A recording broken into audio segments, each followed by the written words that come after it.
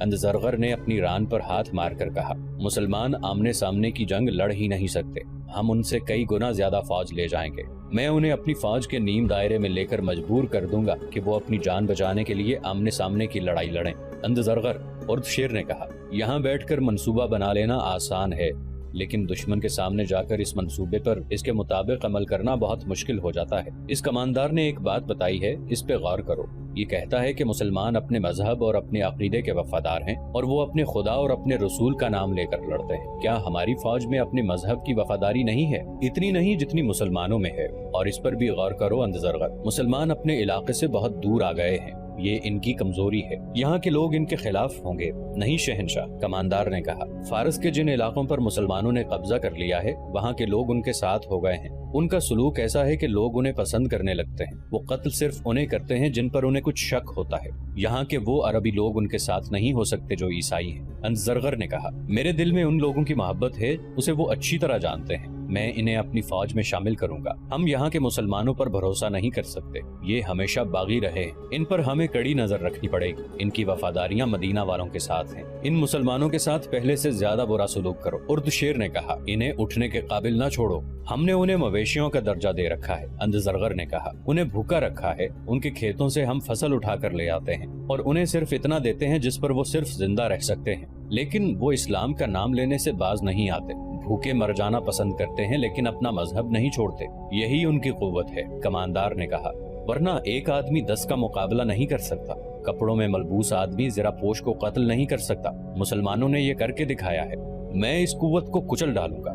Ardashir نے بلند آواز سے کہا، اندزرغر، ابھی ان مسلمانوں کا نہ چھیڑنا جو ہماری رعایا ہیں، انہیں دھوکہ دو کہ ہم انہیں چاہتے ہیں، پہلے ان کا صفایا کرو جنہوں نے ہماری شہنشاہی میں قدم رکھنے کی جرت کی ہے، اس کے بعد ہم ان کا صفایا کریں گے جو ہمارے سائے میں سانپوں کی طرح پل رہے ہیں۔ اسی روز اردشیر نے اپنے وزیر اندزرغر اور اس کے ماتحت سالاروں کو بلایا اور انہیں کہا کہ ہونا یہ چاہیے تھا کہ ہم مدینہ پر حملہ کرتے اور اسلام کا وہیں خاتمہ کر دیتے، لیکن حملہ انہوں نے کر دیا ہے اور ہماری فوج ان کے آگے بھاگی بھاگی پھر رہی ہے۔ صرف 2 معرکوں میں ہمارے 4 سالار مارے گئے ہیں۔ اردشیر نے کہا، ان چاروں کو میں اپنی جنگی طاقت کے ستون سمجھتا تھا، لیکن ان کے مر جانے سے کسرا کی طاقت نہیں مر گئی۔ سب کان کھول کر سن لو، جو سالار یا نائب سالار شکست کھا کر واپس آئے گا اسے میں جلاد کے حوالے کر دوں گا، اس کے لیے یہی بہتر ہوگا کہ وہ اپنے آپ کو خود ہی ختم کر لے یا کسی اور طرف نکل جائے، فارس کی سرحد میں قدم نہ رکھے۔ اندزرغر، تم مدائن اور ارد گرد سے جس قدر فوج لے جانا چاہو لے جاؤ۔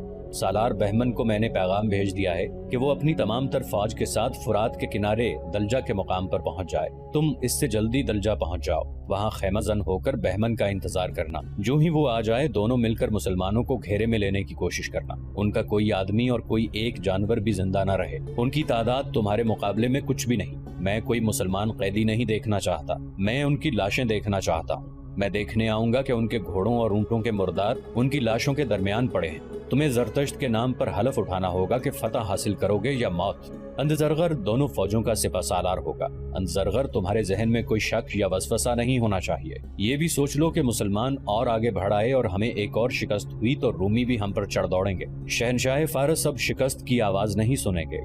سالار اندزرغر نے کہا، مجھے اجازت دیں کہ میں عیسائیوں کو اپنے ساتھ لے لوں اور اس سے میری فوج میں بے شمار اضافہ ہو سکتا ہے، تم جو بہتر سمجھتے ہو وہ کرو۔ اردشیر نے کہا، لیکن میں وقت ضائع کرنے کی اجازت نہیں دوں گا، اگر عیسائی تمہارے ساتھ وفا کرتے ہیں تو انہیں ساتھ لے لو۔ یہ عراق کا علاقہ تھا جہاں عیسائیوں کا ایک بہت بڑا قبیلہ بکر بن وائل آباد تھا، یہ لوگ عرب کے رہنے والے تھے، اسلام پھیلتا چلا گیا اور یہ عیسائی جو اسلام قبول کرنے پر آمادہ نہیں تھے عراق کے اس علاقے میں اکٹھے ہوتے رہے اور یہیں آباد ہو گئے۔ ان میں وہ بھی تھے جو کسی وقت ایرانیوں کے خلاف لڑے اور جنگی قیدی ہو گئے تھے، ایرانیوں نے انہیں اس علاقے میں آباد ہونے کے لیے آزاد کر دیا تھا۔ ان میں کچھ ایسے بھی تھے جنہوں نے اسلام قبول کر لیا تھا، انہیں مثنہ بن حارثہ جیسا قائد مل گیا تھا جس نے انہیں پکا مسلمان بنا دیا تھا۔ مسلمانوں پر تو ایرانی بے پناہ ظلم و تشدد کرتے تھے، لیکن عیسائیوں کے ساتھ ان کا رویہ کچھ بہتر تھا۔ مورخوں نے لکھا ہے کہ زرتشتی سالار اندزرغر ہرمز کی طرح ظالم نہیں تھا، مسلمانوں پر اگر وہ ظلم نہیں کرتا تھا تو انہیں اچھا بھی نہیں سمجھتا تھا، عیسائیوں کے ساتھ اس کا سلوک بہت اچھا تھا، اسے اب عیسائیوں کی مدد کی ضرورت محسوس ہوئی۔ اس نے ان کے قبیلے بکر بن وائل کے بڑوں کو بلایا، وہ اطلاع ملتے ہی دوڑے آئے۔ اگر تم میں سے کسی کو میرے خلاف شکایت ہے تو مجھے بتاؤ، اندزرغر نے کہا، میں اس کا ازالہ کروں گا۔ کیا یہ بہتر نہیں ہوگا کہ سالار ہمیں فوراً بتا دے کہ ہمیں کیوں بلایا گیا ہے؟ ایک بوڑھے نے کہا، ہم آپ کی رعایا ہیں، ہمیں شکایت ہوئی بھی تو نہیں کریں گے، ہمیں کوئی شکایت نہیں۔ ایک اور نے کہا، آپ نے جو کہنا ہے وہ کہیں، مسلمان بڑھتے چلے آ رہے ہیں۔ اندزرغر نے کہا، شہنشاہ فارس کی فوج انہیں فرات میں ڈبو دے گی، لیکن ہمیں تمہاری ضرورت ہے، ہمیں تمہارے جوان بیٹوں کی ضرورت ہے۔ اگر شہنشاہ فارس کی فوج اسلامی فوج کو فرات میں ڈبو دے گی تو آپ کو ہمارے بیٹوں کی کیا ضرورت پیش آ گئی ہے؟ وفد کے بڑوں میں سے ایک نے پوچھا، ہم سن چکے ہیں کہ فارس کی فوج کے 4 سالار مارے گئے ہیں، آپ ہم سے پوچھتے کیوں ہیں؟ ہم آپ کی رعایا ہیں، ہمیں حکم دیں، ہم سرکشی کی جرت نہیں کر سکتے۔ میں کسی کو اپنے حکم کا پابند کر کے میدان جنگ میں نہیں لے جانا چاہتا۔ اندزرغر نے کہا، میں تمہیں تمہارے مذہب کے نام پر فوج میں شامل کرنا چاہتا ہوں، ہمیں زمین کے کسی خطے کے لیے نہیں، اپنے مذہب اور اپنے عقیدوں کے تحفظ کے لیے لڑنا ہے۔ مسلمان صرف اس لیے فتح پر فتح حاصل کرتے جا رہے ہیں کیونکہ وہ اپنے مذہب کی خاطر لڑ رہے ہیں۔ وہ جس علاقے کو فتح کرتے ہیں وہاں کے لوگوں کو اسلام قبول کرنے کے لیے کہتے ہیں، جو لوگ اسلام قبول نہیں کرتے ان سے مسلمان جزیہ وصول کرتے ہیں۔ کیا یہ غلط ہے کہ تم میں وہ بھی ہیں جو اپنے لیے اس لیے گھروں سے بھاگے تھے کہ وہ اسلام قبول نہیں کرنا چاہتے تھے؟ کیا تم پسند کرو گے کہ مسلمان آ جائیں اور تمہاری عبادت گاہوں کے دروازے بند ہو جائیں؟ کیا تم برداشت کر لو گے کہ مسلمان تمہاری بیٹیوں کو لونڈیاں بنا کر اپنے ساتھ لے جائیں؟ ذرا غور کرو تو سمجھو گے کہ ہمیں تمہاری نہیں بلکہ تمہیں ہماری مدد کی ضرورت ہے۔ ہم تمہیں ایک فوج دے رہے ہیں، اسے اور زیادہ طاقتور بناؤ اور اپنے مذہب کو ایک بے بنیاد مذہب سے بچاؤ۔ اندزرغر نے عیسائیوں کو مسلمانوں کے خلاف ایسا مشتعل کیا کہ وہ اسی وقت واپس گئے اور مورخوں کی تحریر کے مطابق اپنے قبیلے کی ہر بستی میں جا کر اعلان کرنے لگے کہ مسلمانوں کا بہت بڑا لشکر قتل و غارت اور لوٹ مار کرتا چلا آ رہا ہے، وہ صرف اسی کو بخشتے ہیں جو ان کا مذہب قبول کر لیتا ہے۔ وہ جوان اور کمسن لڑکیوں کو اپنے ساتھ لے جائیں گے، اپنی لڑکیوں کو چھپا لو، مال و دولت زمین میں دبا دو، عورتیں بچوں کو لے کر جنگلوں میں چلی جائیں، جوان آدمی ہتھیار، گھوڑے اور اونٹ لے کر ہمارے ساتھ آ جائیں۔ شہنشاہ فارس کی فوج ہمارے ساتھ ہے، یسوع مسیح کی قسم، ہم اپنی عزت پر کٹ مریں گے، اپنا مذہب نہیں چھوڑیں گے۔ ایک شور تھا، للکار تھی جو آندھی کی طرح دشت و جبل کو، جن و انس کو لپیٹ میں لیتی آ رہی تھی۔ کوئی بھی کسی سے نہیں پوچھتا تھا کہ یہ سب کیا ہے، کس نے بتایا ہے کہ مسلمانوں کا لشکر آ رہا ہے، کدھر سے آ رہا ہے۔ جوش و خروش تھا، عیسائی مائیں اپنے جوان بیٹوں کو رخصت کر رہی تھیں، بیویاں خامدوں کو اور بہنیں بھائیوں کو الوداع کہہ رہی تھیں۔ ایک فوج تیار ہوتی جا رہی تھی جس کی نفری تیزی سے بڑھتی جا رہی تھی۔ کسرا کی فوج کے کماندار وغیرہ آ گئے تھے، وہ ان لوگوں کو ایک جگہ اکٹھا کرتے جا رہے تھے جو کسرا کی فوج میں شامل ہو کر مسلمانوں کے خلاف لڑنے کے لیے آ رہے تھے۔ ایک بستی میں لڑنے والے عیسائی جمع ہو رہے تھے، سورج کبھی کا غروب ہو چکا تھا، بستی میں مشعلیں گھوم پھر رہی تھیں اور شور تھا، بستی دن کی طرح بیدار اور سرگرم تھی۔ 2 آدمی جو اس بستی والوں کے لیے اجنبی تھے بستی میں داخل ہوئے اور لوگوں میں شامل ہو گئے۔ ہم ایک للکار سن کر آئے ہیں، ان میں سے ایک نے کہا، ہم روزگار کی تلاش میں بڑی دور سے آئے ہیں اور شاید مدائن تک چلے جائیں۔ یہ کیا ہو رہا ہے؟ تم کون ہو؟ کسی نے ان سے پوچھا۔ مذہب کیا ہے تمہارا؟ دونوں نے اپنی اپنی شہادت کی انگلیاں باری باری اپنے دونوں کندھوں سے لگائیں اور اپنے سینے پر انگلیاں اوپر نیچے کر کے صلیب کا نشان بنایا، اور دونوں نے بیک زبان ہو کے کہا کہ وہ عیسائی ہیں۔ پھر تم مدائن جا کر کیا کرو گے؟ انہیں ایک بوڑھے نے کہا، تم تنومند ہو، تمہارے جسموں میں طاقت ہے، کیا تم اپنے آپ کو کنواری مریم کی آبرو پر قربان ہونے کے قابل نہیں سمجھتے؟ کیا تمہارے لیے تمہارا پیٹ مقدس ہے؟ نہیں۔ ان میں سے ایک نے کہا، ہمیں کچھ بتاؤ اور تم میں جو سب سے سیانا ہے ہمیں اس سے ملاؤ، ہم کچھ بتانا چاہتے ہیں۔ وہاں فارس کی فوج کا ایک پرانا کماندار موجود تھا، ان دونوں کو اس کے پاس لے گئے۔ سنا ہے تم کچھ بتانا چاہتے ہو؟ کماندار نے کہا، ہاں۔ ایک نے کہا، ہم اپنا راستہ چھوڑ کر ادھر آئے ہیں، سنا تھا کہ مسلمانوں کے خلاف ایک فوج تیار ہو رہی ہے۔ ہاں، ہو رہی ہے۔ کماندار نے کہا، کیا تم اس فوج میں شامل ہونے آئے ہو؟ عیسائی ہو کر ہم کیسے کہہ سکتے ہیں کہ ہم اس فوج میں شامل نہیں ہوں گے؟ ان میں سے ایک نے کہا، ہم کاظمہ سے تھوڑی دور کی ایک بستی کے رہنے والے عرب ہیں، ہم مسلمانوں کے ڈر سے بھاگ کر ادھر آئے ہیں، اب آگے نہیں جائیں گے، تمہارے ساتھ رہیں گے۔ ہم بتانا یہ چاہتے ہیں کہ مسلمانوں کی تعداد بہت زیادہ ہے، لیکن سامنے وہ بہت تھوڑی تعداد کو لاتے ہیں، یہی وجہ ہے کہ تمہاری فوج ان سے شکست کھا جاتی ہے، اسے زمین پر لکیریں ڈال کر سمجھاؤ۔ اس کے دوسرے ساتھی نے اسے کہا۔ پھر ایرانی کماندار سے کہا، ہمیں معمولی دماغ کے آدمی نہ سمجھنا، ہم تمہیں اچھی طرح سمجھا دیں گے کہ مسلمانوں کے لڑنے کا طریقہ کیا ہے اور وہ اس وقت کہاں ہیں، اور تم لوگ انہیں کہاں لا کر لڑاؤ تو انہیں شکست دے سکتے ہو۔ ہم جو کچھ بتائیں یہ اپنے سالار کو بتا دینا۔ ایک مشعل لا کر اس کا ڈنڈا زمین میں گاڑ دیا گیا۔ یہ دونوں آدمی زمین پر بیٹھ کر انگلیوں سے لکیریں ڈالنے لگے۔ انہوں نے جنگی اصطلاحوں میں ایسا نقشہ پیش کیا کہ کماندار بہت متاثر ہوا۔ اگر ہمیں پتہ چل جائے کہ مدائن کی فوج کس طرف سے آ رہی ہے تو ہم تمہیں بہتر مشورہ دے سکتے ہیں، ان میں سے ایک نے کہا، اور کچھ خطروں سے خبردار بھی کر سکتے ہیں۔ 2 فوجیں مسلمانوں کو کچلنے کے لیے آ رہی ہیں، کماندار نے کہا۔ مسلمان ان کے آگے نہیں ٹھہر سکیں گے، بشرطے کہ دونوں فوجیں مختلف سمتوں سے آئیں، ایک اجنبی عیسائی نے کہا۔ وہ مختلف سمتوں سے آ رہی ہیں، کماندار نے کہا۔ ایک فوج مدائن سے ہمارے بڑے ہی دلیر اور قابل سالار اندزرغر کی زیر کمان آ رہی ہے، اور دوسری فوج ایسے ہی ایک نامور سالار بہمن جازویہ لا رہا ہے۔ دونوں دلجا کے مقام پر اکٹھی ہوں گی، ان کے ساتھ بکر بن وائل کا پورا قبیلہ ہوگا، چند چھوٹے چھوٹے قبیلوں نے بھی اپنے آدمی دیے ہیں، تو پھر تمہارے سالاروں کو جنگی چالیں چلنے کی ضرورت نہیں، دوسرے نے کہا۔ تمہاری فوج تو سیلاب کی مانند ہے، مسلمان تنکوں کی طرح بہہ جائیں گے۔ کیا تم ہم دونوں کو اپنے ساتھ رکھ سکتے ہو؟ ہم نے تم میں خاص قسم کی ذہانت دیکھی ہے، تم سالار نہیں تو نائب سالار کے عہدے کے لائق ضرور ہو، تم میرے ساتھ رہ سکتے ہو۔ کماندار نے کہا، ہم اپنے گھوڑے لے آئیں؟ دونوں میں سے ایک نے کہا، ہم تمہیں صبح یہیں ملیں گے۔ صبح کوچ ہو رہا ہے، کماندار نے کہا۔ ان تمام لوگوں کو جو لڑنے کے لیے جا رہے ہیں ایک جگہ جمع کیا جا رہا ہے، تم ان کے ساتھ آ جانا، میں تمہیں مل جاؤں گا۔ دونوں بستی سے نکل گئے، انہوں نے اپنے گھوڑے بستی سے کچھ دور جا کر ایک درخت کے ساتھ باندھ دیے اور بستی میں پیدل گئے تھے۔ بستی سے نکلتے ہی وہ دوڑ پڑے اور اپنے گھوڑوں پر جا سوار ہوئے۔ کیا ہم صبح تک پہنچ سکیں گے بن آصف؟ ایک نے دوسرے سے پوچھا۔ خدا کی قسم ہمیں پہنچنا پڑے گا، خواہ اڑ کر پہنچے، بن آصف نے کہا۔ یہ خبر ابن ولید تک بر وقت نہ پہنچی تو ہماری شکست لازمی ہے، گھوڑے تھکے ہوئے نہیں، اللہ کا نام لو اور ایڑ لگا دو۔ دونوں نے ایڑ لگائی اور گھوڑے دوڑ پڑے۔ اشعر بن آصف نے بلند آواز سے اپنے ساتھی سے کہا، یہ تو طوفان ہے، اب آتش پرستوں کو شکست دینا آسان نہیں ہوگا، صرف بکر بن وائل کی تعداد دیکھ لو، کئی ہزار ہوگی۔ میں نے اپنے سالار ابن ولید کو پریشانی کی حالت میں دیکھا تھا، اشعر نے کہا۔ کیا تم اس کی پریشانی کو نہیں سمجھے؟ بن آصف نے کہا، ہم اتنے طاقتور دشمن کے پیٹ میں آ گئے ہیں، اللہ ہمارے ساتھ ہے۔ اشعر نے کہا، آتش پرست اس زمین کے لیے لڑ رہے ہیں جو وہ سمجھتے ہیں کہ ان کی ہے، اور ہم اللہ کی راہ میں لڑ رہے ہیں جس کی یہ زمین ہے۔ یہ دونوں گھڑ سوار خالد رضی اللہ عنہ کے اس جاسوسی نظام کے بڑے ذہین آدمی تھے جو خالد رضی اللہ عنہ نے فارس کی سرحد کے اندر آ کر قائم کیا تھا۔ انہیں احساس تھا کہ وہ مدینہ سے بہت دور اجنبی زمین پر آ گئے ہیں جہاں اللہ کے سوا ان کی مدد کرنے والا کوئی نہیں ہے۔ خالد رضی اللہ عنہ نے دشمن کی نقل و حرکت پر نظر رکھنے کے لیے ہر طرف اپنی آنکھیں بچھا رکھی تھی۔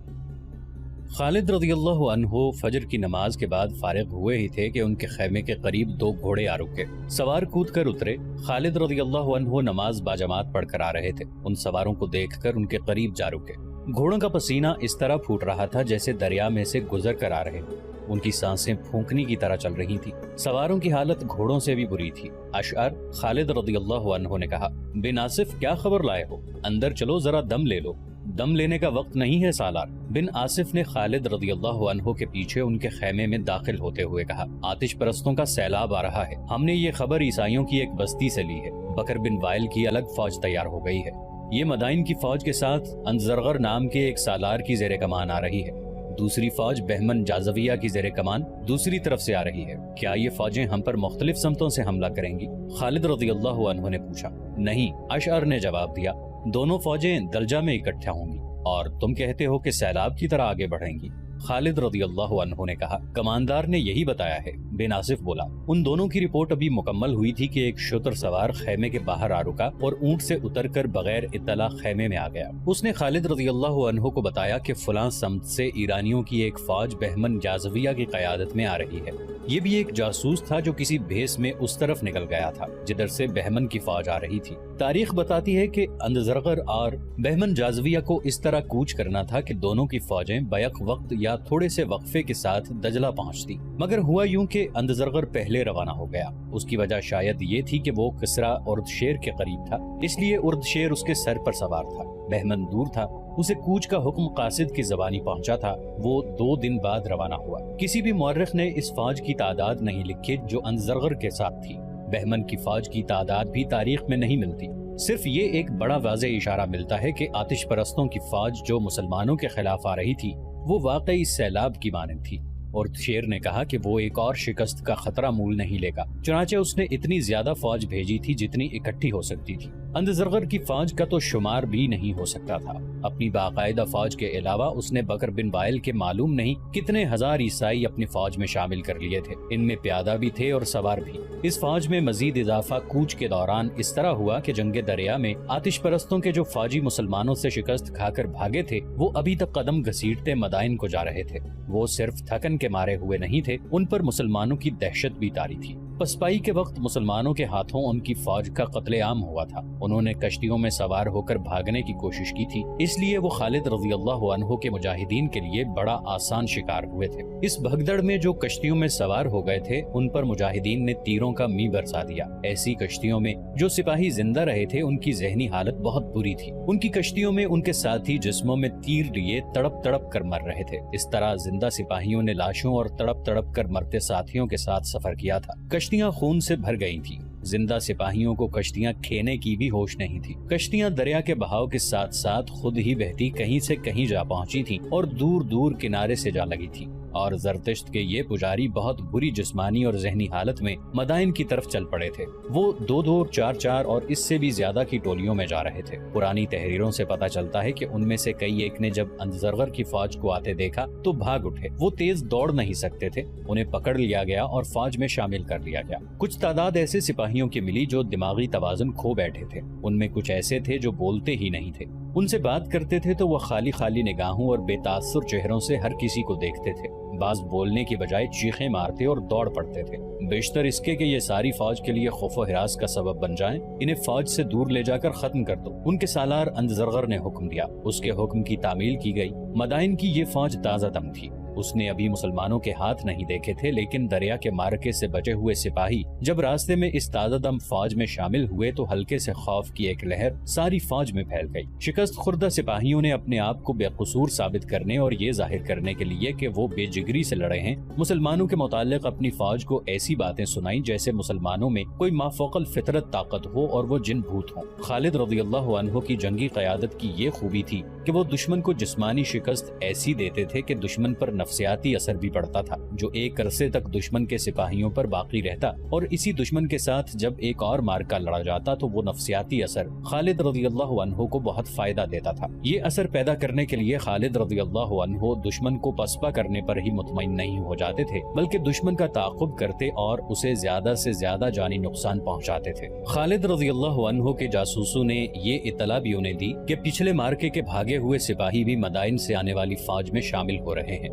خالد رضی اللہ عنہ نے اپنے سالاروں کو بلایا اور انہیں نئی صورتحال سے آگاہ کیا۔ میرے عزیز ساتھیوں، خالد رضی اللہ عنہ نے انہیں کہا، ہم یہاں صرف اللہ کے بھروسے پر لڑنے آئے ہیں۔ جنگی نقطۂ نگاہ سے دیکھا جائے تو ہم فارس کی فوج سے ٹکر لینے کے قابل نہیں۔ اپنے وطن سے ہم بہت دور نکل آئے ہیں، ہمیں کمک نہیں مل سکتی، ہم واپس بھی نہیں جائیں گے۔ ہم فارسیوں کو اور کسرا کو نہیں، آگ کے خداؤں کو شکست دینے کا عزم کیے ہوئے ہیں۔ میں تم سب کے چہروں پر تھکن کے آثار دیکھ رہا ہوں، تمہاری آنکھیں بھی تھکی تھکی سی ہیں اور تمہاری باتوں میں بھی تھکن ہے، لیکن رب کعبہ کی قسم ہماری روحیں تھکی ہوئی نہیں، ہمیں اب روح کی طاقت سے لڑنا ہے۔ ایسی باتیں زبان پر نہ لا ابن ولید، ایک سالار عاصم بن عمر نے کہا۔ ہمارے چہروں پر تھکن کے آثار ہیں، مایوسی کے نہیں، ہمارے ارادوں میں کوئی تھکن نہیں ابن ولید۔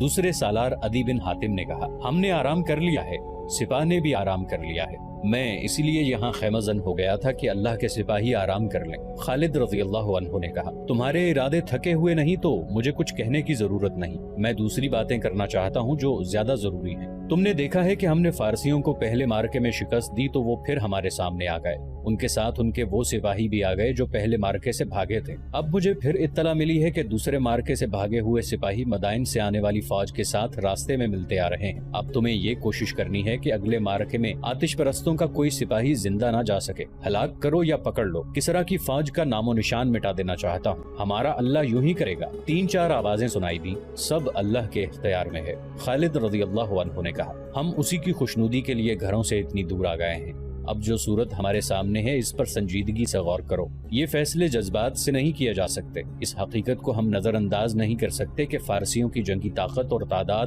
جو اب آ رہی ہے، ہم اس کا مقابلہ کرنے کے قابل نہیں، لیکن پسپائی کو دل سے نکال دو۔ تازہ اطلاعات کے مطابق مدائن کی فوج دجلہ عبور کر آئی ہے۔ आज रात फुरात को भी अबूर कर लेगी, फिर वो दलजा पहुंच जाएगी। उनकी दूसरी फौज भी आ रही है। हमारे जासूस उसका कूच देख रहे हैं और मुझे इत्तलात दे रहे हैं। खुदाए जुल जलाल हमारी मदद कर रहा है। ये उसी की जाते बारी का करम है कि फारस की ये दूसरी फौज जो एक सालार बहमन जाजविया की जेरे कमान आ रही है, उसकी रफ्तार तेज नहीं, वो पड़ाव ज्यादा कर रही है। हम अपनी कलील नफरी से दोनों फौजों से टक्कर ले सकते हैं। मेरी अक्ल अगर सही काम कर रही है तो मैं यही एक बेहतर तरीका समझता हूँ कि मदाइन की फौज जो सालार अंदजरगर के साथ आ रही है वो दलजा तक जल्दी पहुँच जाएगी। बेशतर इसके कि बहमन की फौज भी उससे आ मिले, हम अंदजरगर पर हमला कर देंगे। क्या मैंने बेहतर सोचा है? इससे बेहतर और कोई फैसला नहीं हो सकता।